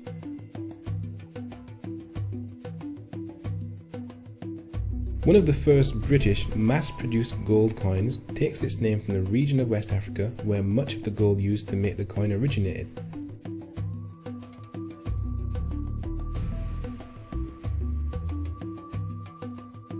Well, in 1663, a new coin was introduced. It was gold, originally intended to be valued at £1. The gold in it was just below the face value of the coin. But the value of gold was fluctuating so wildly at that time that the value of this coin actually went as high as 30 shillings, that's £1.50 in today's money, and it was called a guinea because the gold came from the Guinea coast of Africa. It originated from there. And this gold then came back to Britain and it drove the economy of Britain, or helped to drive it. It wasn't the only force, I mean, there were other factors, but it was a major force. In times of crisis, people always want gold. If you look back at history, every time there's been a war, price of gold has gone up. So, Bank of England one time was literally full of African gold, and some of that gold is still there, and that's what gave rise to the naming of a certain coin as the Guinea coin, because the gold to make that coin came from the Guinea coast of Africa. And if you watch those period dramas, they often refer to the Guinea as unit currency because it was unit currency for a very long time. In fact, let's look at where in Africa that gold came from. So this is a modern map of Africa. We're looking at West Africa. In fact, even now, if you can see my cursor, you can see there's a place called Guinea here, and there's a place called Guinea-Bissau here as well. We're going to go back about 300 years, and you can see this map is from 1736, prior to European colonization of Africa, the different nations called Nigeria and Chad, etc. This is prior to that time. You can see there's a whole huge area called Negro land, which is interesting. Then you have an area called Guinea, which includes the Gold Coast. Why was it called the Gold Coast? Because that's where the British were getting their gold from. And that's why that coin that's produced in the UK was called the Guinea, because the gold to make that coin came from the Guinea coast of Africa. So you have a literal direct connection between Africa and the Bank of England, and that gold, that money helped to drive the economy and become part of British society. So that's one obvious connection when it comes to the Black history in the Bank of England, but there's a lot more we can look at. So you can read that for yourselves, but the Royal African Company was very active in the slave or so-called slave trade, the kidnapping business, and the money from that so-called business ends up in different European capitals, be it France or Portugal, or in this case, Britain. That money ends up here in the City of London, which is where the Bank of England is situated. So that's the Guildhall. The Guildhall is a place, well, it's not far from Cheapside, it's in that red circle. We're going to look at the Guildhall now, see how that links into another aspect of Black history. That's what the Guildhall looks like if you go there. That's the exterior view. And there's an interesting statue within that building, which Richard referred to earlier on. But that company used to meet in the Guildhall. The Royal African Company used to meet in the Guildhall. And within that Guildhall, there is, at the moment at least, a statue of Mr. William Beckford. So the history is right there. It's, you know, on plain display. It's not that well known, mind you, but it is physically there. So from the Guildhall in the city, let's go to Trafalgar Square, because just north of Trafalgar Square, you can find a place called the National Portrait Gallery. So there's two galleries there. The National Gallery is this one. We're looking at the National Portrait Gallery. If you go into the gallery, although it's closed at the moment, go to the top floor at the back, you'll find this image. So let's take a moment to look at this picture and see if we can work out where is the African man, where's the black man? There's actually 4 black men in this image, but I think we can see the one in the center on the chair is back to us. And this is a huge painting. It's a really interesting painting. So let's find out a bit about this painting, which you can find in the National Portrait Gallery. It's titled the Anti-Slavery Society Convention of 1840. And there were men in, actually women as well, men and women in this image, which is a real meeting from the Caribbean. You had representatives from Barbados, from Jamaica, and from Haiti. We're going to look at one of these individuals, but I should also mention this man, Charles Lennox Remond, who was the brother of Sarah Parker Remond. He was actually at this meeting in London in the 1840s. He was basically a freedom fighter. He was a bit like Frederick Douglass before Frederick Douglass was Frederick Douglass. And he spoke out for equality and justice, not just in America, but also over here. And he was the brother of Sarah Parker Remond, after whom the Sarah Parker Remond Centre is named after. But let me get back to the painting and talk about Mr. This guy right here. Oh, I should actually mention that in the future we have a whole event to explain who Sarah Parker Remond is. It's on the 5th of June with Professor Serpa Salinas, going to give us a talk about Sarah Parker Remond and explain why she's such a kind of a superheroine. But going back to our image, if you look at the NPG website, for the people in the image are all identified. Well, not all of them, but some of them are identified. And the picture you were looking at, the black man you were looking at in the previous picture, his name is Henry Beckford. So Henry Beckford was an enslaved African who was freed, and he actually had left Jamaica to come over here to participate in this abolitionist meeting. So that's an interesting connection between emancipation, between political activity, between international travel, and the fact that he was actually in the UK from Jamaica with the name Beckford is interesting. And that's the person you're seeing here in the center. But there's more. There are other Beckfords to look at. So that's another connection to the Beckford name.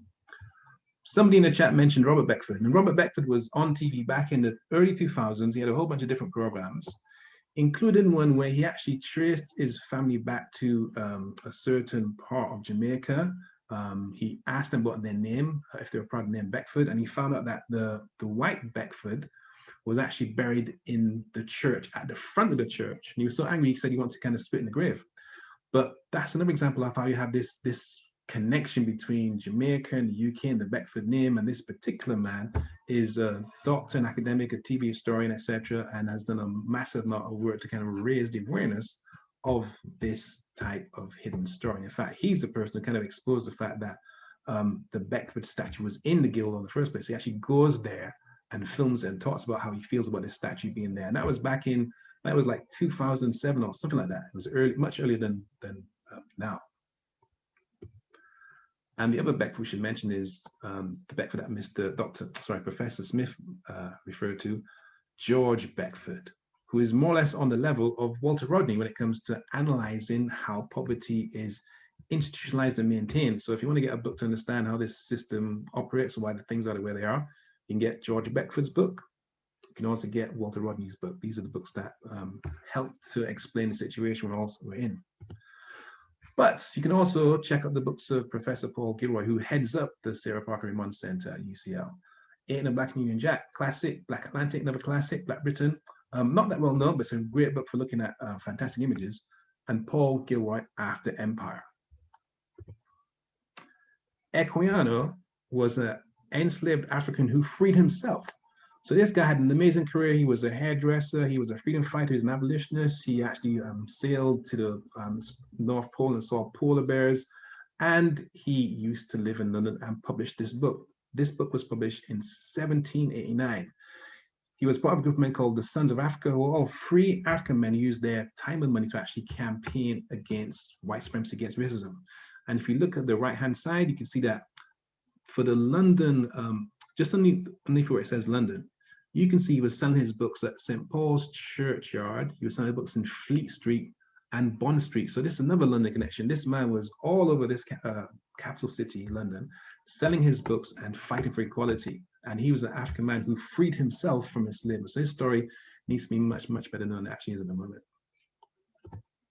But Equiano links in the case of the Zong. And the Zong is a really important and famous case where a ship's captain threw overboard 130 African people in order to claim insurance for them. So a scandalous situation at the time and even now.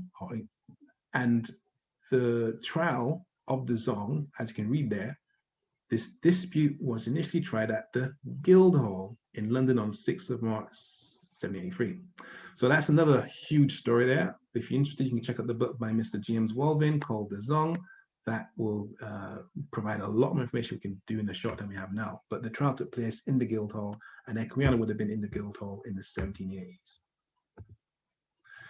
So within a 10-minute walk, you got masses of African Black history. Between the Guildhall, the Bank of England, there's just so much history, and that's just a little piece of it. So when we do our walks across London, this is sort of stuff we're pulling out. There's just so much of it, like we can just a little touch on it here. So Humphrey Morris is a very interesting character when it comes to history and money and international finance and slavery, because he was a major slave trader. Now you can see that this reference is from the BBC, and it says their last date 2011. It's actually fairly old, but this information is 300 years old, but it's not that well known. So we're going to talk a little bit about Sir Humphrey Morris and his history.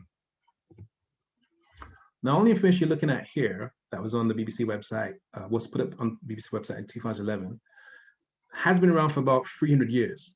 In fact, there's a book by Peter Fryer called Staying Power, came in 84, I think it was, and he talks about Mr. Morris in that book. But the information you're seeing here isn't that well known, despite the fact that Humphrey Morris was a governor of the Bank of England. Humphrey Morris was also a major slave trader. And apart from being a slave trader, he was also a massive crook. Because if you read the last paragraph, it talks about how he actually ripped off the Bank of England for £29,000, which would be worth about £3 million in today's money. And it took 43 years to pay off his debts. And some people never got their money at all. So Humphrey Morris is a major figure when it comes to enslavement, when it comes to profit. He kind of is an example of how you had these certain people who made a lot of money from this human rights abuses, these atrocities, and that money then was brought back to this country and invested in, banking, in finance, in insurance, in big houses, and a whole bunch of different arenas. But there's a lot more to Humphrey Morris than just that aspect. So let's go to West Africa. Here's a map of West Africa. You can see Ghana, Togo, Benin, and Nigeria's over here. We're going to focus on Benin and look at a place called Ouidah, or Ouidah. Ouidah is on the coast of Benin, and you can see there it says Ouidah Museum of History. Used to be a Portuguese fort, which means it used to be a Portuguese slave trading edifice. But this area on the coast of West Africa, Benin, is a place called Ouidah. It's pronounced Ouidah, that's how it's pronounced. So in English, it would be spelled with a W, which is what happened here, the Ouidah Galley. So this ship, which is a slave ship, was named after that very famous enslavement port on the West African coast. It was just a different spelling. So you have Ouidah in Benin. Then you have the Ouidah Galley, which is named after this very famous enslavement port. And this Ouidah Galley has lots of interconnection between this country, Africa, and the Caribbean. So there's a couple of fairly well-known movies which I've seen around the world. And this links in to our story in a very interesting way. Because people often wonder, well, how do you link Humphrey Morris and the Bank of England and London and money, etc., to this topic? How does it all connect? Well, let's check this out. This is a short clip from a documentary on pirates. Very clear here. Humphrey Morris, let me go back a bit. This guy here, Humphrey Morris, owned the Ouidah, the ship that we're just talking about, which could make him £200,000 in profit, I think it was. So again, it shows you the kind of massive money being made from human rights abuses and atrocities. But this ship was owned by Humphrey Morris, and the slave trading ships in the Caribbean were under attack by pirates. So that's interesting.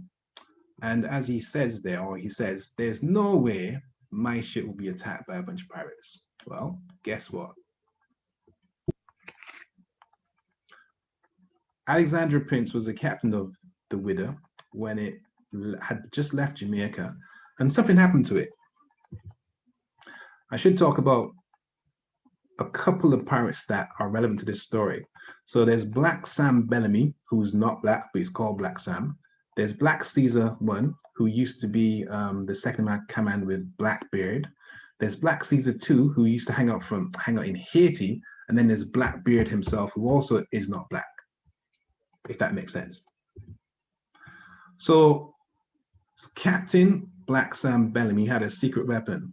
And when he approached Humphrey Morris's ship called the Ouidah, his ship was smaller and less well armed than the Ouidah, but he had a secret weapon aboard his ship, which you'll see shortly.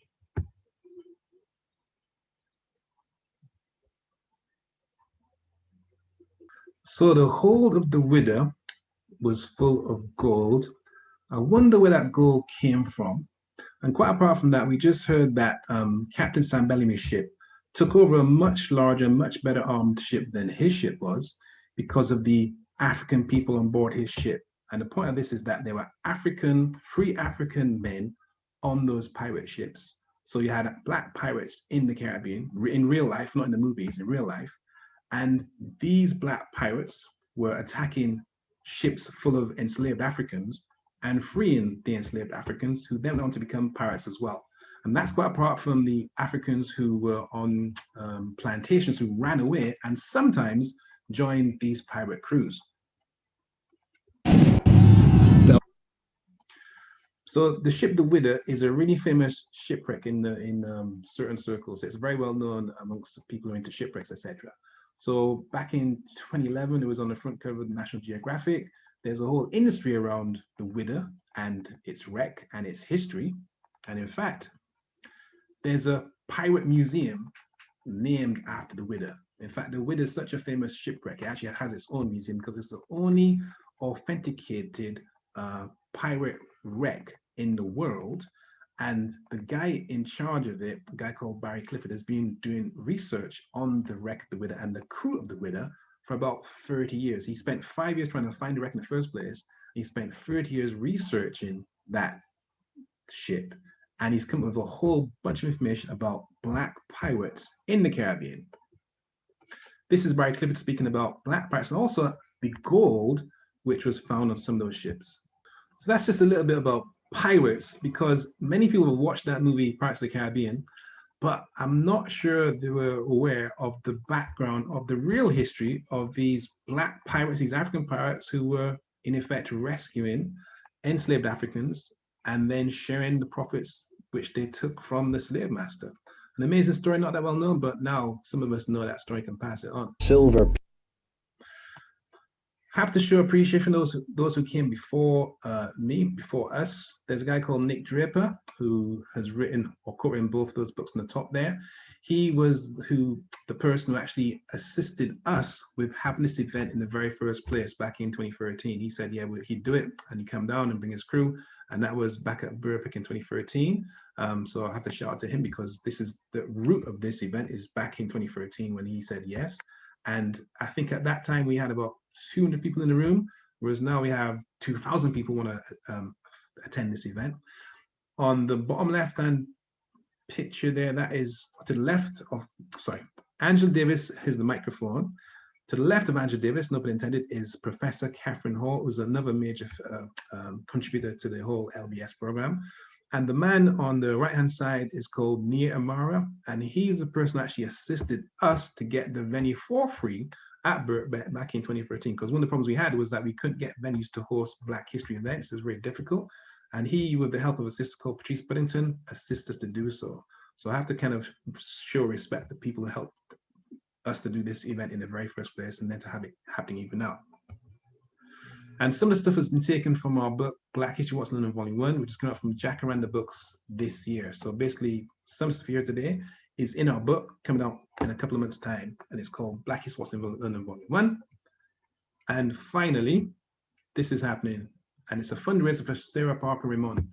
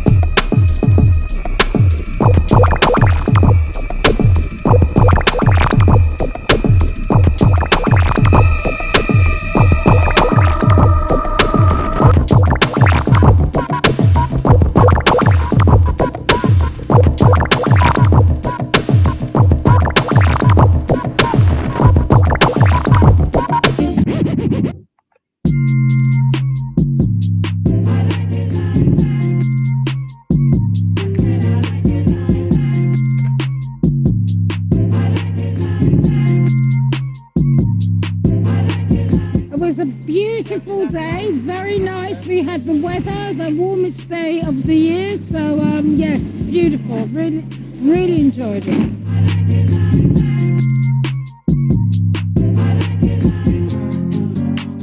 I enjoyed the boat trip. I thought it was a wonderful experience, a wonderful way for us to learn our history. It's kind of live history, you know what I mean? Because we're sailing past buildings and stuff that we've probably sailed past or driven past or walked past 100 times, never knew the significance of that building.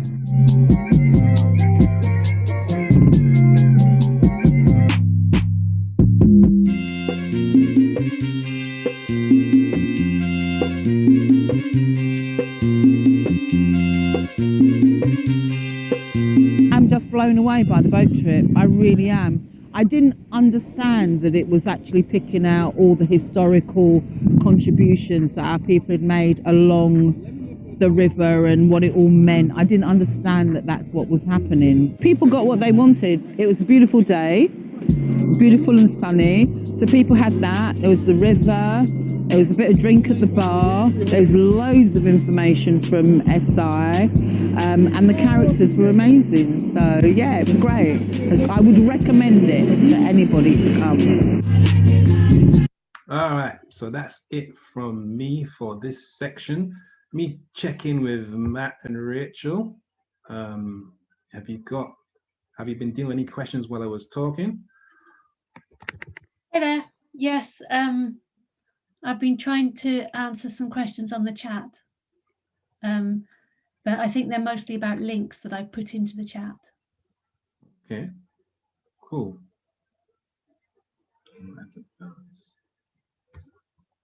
There's a link in the chat to there's a link in the chat to a statement that was produced by the Tate Gallery and Tate and Lyle, by the Tate Gallery and LBS about the connections of Tate and Lyle and Henry Tate and the Tate Gallery to slavery. So there's a link there if you want to follow that. Okay. I put in links to the maps on the LBS database as well, because one issue about the LBS database is I think people go to the main search page and then they think, well, what do I do now? How do I decide what to search for? But if you go to the maps, it's a really good way to browse around the database. Also, in terms of how to approach the database, how to find something interesting and useful in it, if you go to the bottom of the main website page, there's a section called People of Interest, and there we've highlighted some examples of slave owners and enslaved people that we have more information about. So go to the People of Interest at the bottom of the main LBS website if you don't know who you're looking for. Surely, good.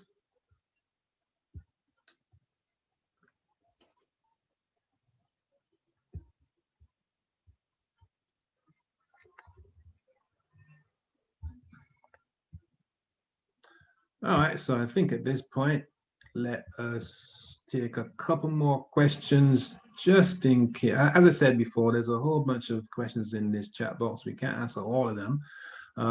So I think next time we do it, might actually give it more time, like maybe 3 hours altogether, or 4 hours or something like that. Or have it in 2 sections, because there's a massive, a massive number of comments. We can't deal with all of them. But as I said before, we do this sort of event all year long. And all you have to do is check out our website, blackhistorywatch.co.uk, or even just check out the Eventbrite link you used to book this event, and you should find a connection to other events coming up, because there's about 16 events happening right now between now and the end of July. There's lots of them all year long. As far as the chat's concerned, what we're going to do, I think, I tell you what, we're going to leave the chat open for another 10 minutes or so. We'll play some music, and you can chat to each other for about 10 minutes, and then we're going to switch it off, because people, of course, have to go and eat their food and put their kids to bed and all the rest of it.